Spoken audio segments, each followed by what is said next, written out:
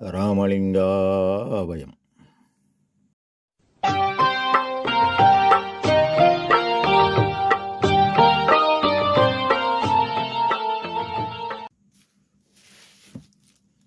அருட்பெரும் ஜோதி அருட்பெரும் ஜோதி தனிப்பெரும் கருணை அருட்பெரும் ஜோதி எல்லா உயிர்களும் இன்புற்று வாழ்க, வள்ளல் மலரடி வாழ்க வாழ்க.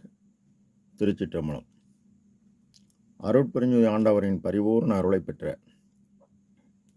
அருட்பிரகாசரின் திருவடிகளை மனமொழிமையால் போற்றி பணிகின்றேன் தயவுடன். நாம் செய்த செயலின் விளைவாக இன்பதுன்ப அனுபவங்கள் யாம் வந்து கொண்டே உள்ளது. அவ்வாறு வருகின்ற துன்பம் யாவும் பொறுத்து எல்லா உயிரும் இன்பமாக வாழ எண்ணி நாம் செயல்பட்டாலே நமக்கு ஆன்ம லாபம் கூடும். அருட்பெருஞ்சோதி அற்புத கடவுளே, ஓராண்டுக்கு மேலாக ரஷ்யாவுக்கும் உக்ரைனுக்கும் போரால் எண்ணற்ற உயிர்கள் இறந்து மடிகின்றன. இந்நிலையில் 28/2/2026 தொடங்கி இஸ்ரேலுக்கு ஆதரவாக அமெரிக்காவும் சேர்ந்து கொண்டு ஈரான் என்ற நாட்டை தாக்கும் பொழுது கிட்டத்தட்ட 3 வாரத்துக்கு மேலாக எண்ணற்ற உயிர்கள் இறந்து மடிகின்றன. எல்லா உயிரும் இன்பமாக வாழ இந்த போரை நிறுத்தி அருள் புரிய வேண்டும். அருட்பிரகாச சர்க்குருவே, தயவுடன் தயவு புரியுங்கள் குருநாதா.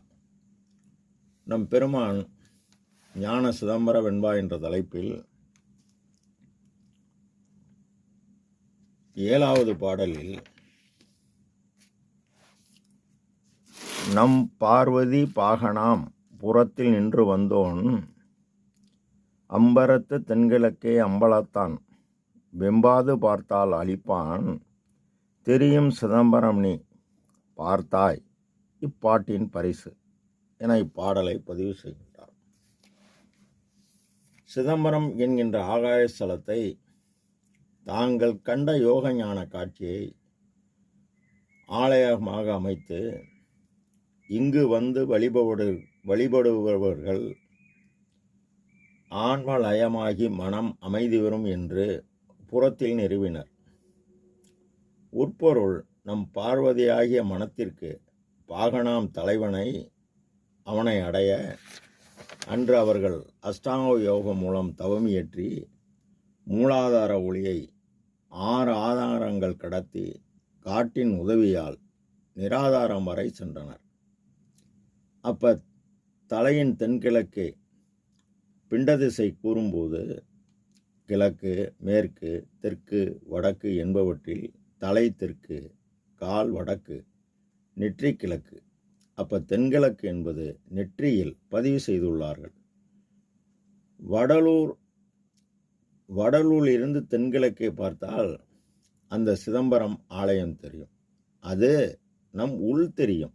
நம் பார்வதி மனம் பாகனாம் இறைவனை காண தன் அகத்தில் நின்று மனதை செம்மையாக்கி வந்தவர் அம்பரமாகிய சிற்சபையாகிய புருவமத்தியின் உள் தலை தெற்கு, அதன் கிழக்கு உள்ளொளி இருப்பிடம்.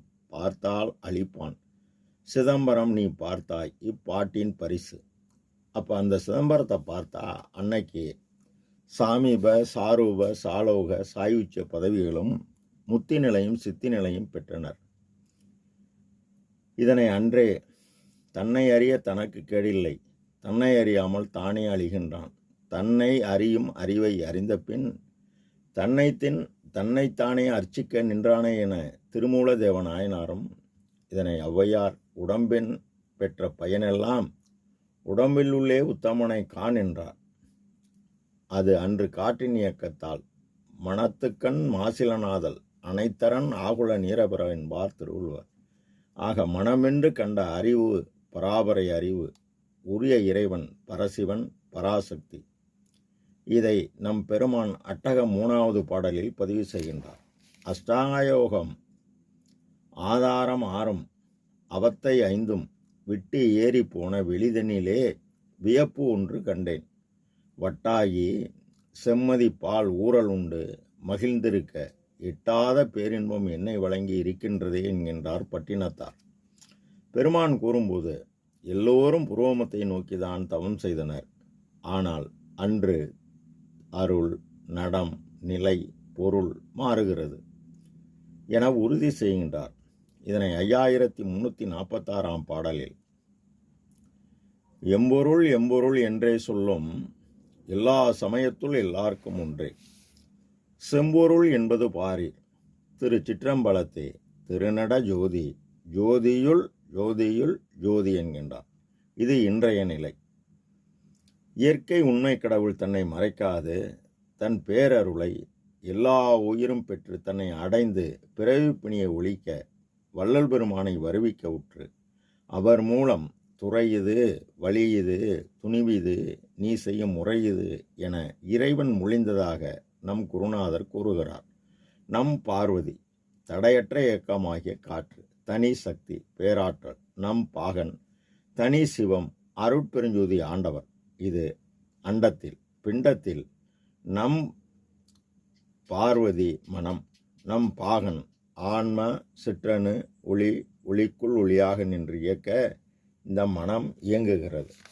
இதனை அகரமும் உகரமும் அழியா சிகரமும் வகரமும் ஆகிய வாய்மை மந்திரமே என்பார். புறத்தில் நின்று வந்தோன், புறம் என்பது இடம்.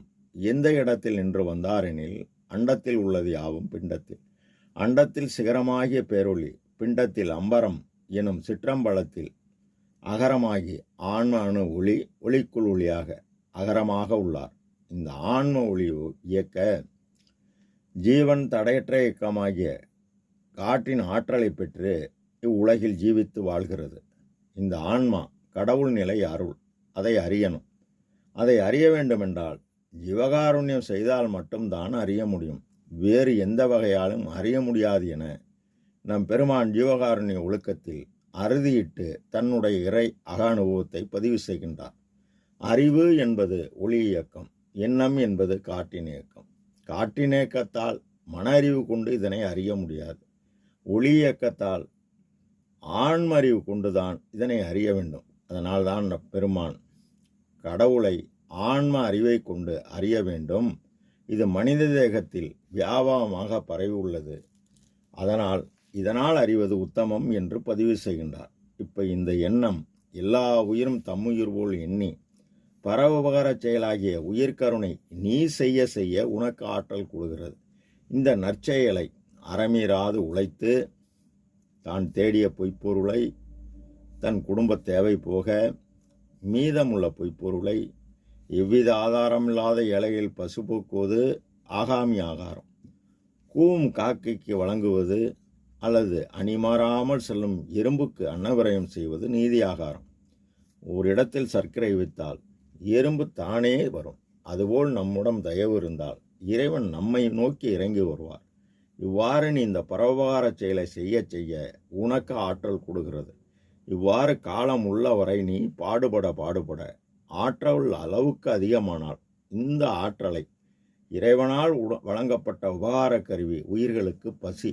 அதனால் இறைவனின் உபகார சக்தி இயற்கையாக உள்ள ஆன்ம அறிவுடன் இந்த ஆற்றலை கொண்டு கூட்டும்போது நம் உலக அறிவு கடந்து நம் தேவையாவும் பூர்த்தியாகி உயிர்கள் பால் தயவும் ஆண்டவன் இருப்பிடமாகிய நமது புருவ மத்தியில் கவனமும் பிரபஞ்சத்தில் தேவைகளை குறித்து எவ்வித ஆதாரமில்லாத ஏழைகளுக்கு உதவுவதற்காக அந்த பிரபஞ்சத்தின் மீது வெறுப்பு ஏற்பட்டு நாம் செயல்படும்போது நம் தேவைகள் யாவும் முடிந்துவிடும்.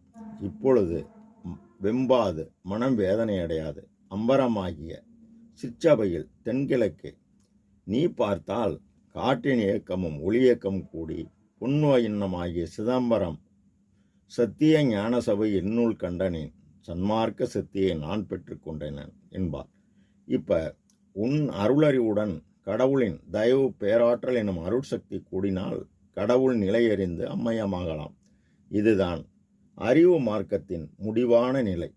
அதை நீ உயிர்கருணையால் பெற்றதால் அதை அறிந்து கடவுள் நிலையறிந்து அம்மையமாகலாம். இதனை நம் ஐயா கற்றேன் சிற்றம்பல கல்வியை கற்று கருணையின்றி உற்றேன், எக்காலமும் சாகாமல் ஓங்கும் ஒளி வடிவன் பெற்றேன் என்றார். இதனை ஞானசரியில் மரணமிலா பெருவாழ்வில் வாழ்ந்திடலாம் கண்டீர். புனைந்துரையேன் பொய்புகளேன் சத்தியம் செய்து சொல்கின்றேன். பொற்சபையில் சிற்சபையில் புகும் தருணம் இதுவே. இப்பதான் இந்த அருள் இறைவன் வெளிப்படுத்தி உள்ளான். ஆக நாம் உயிர்கருணை நம்மால் முடிந்தளவு செய்து நாம் மேலேறுவோம் தயவுடன். ராமலிங்காபயம். திருச்சிற்றம்பலம்.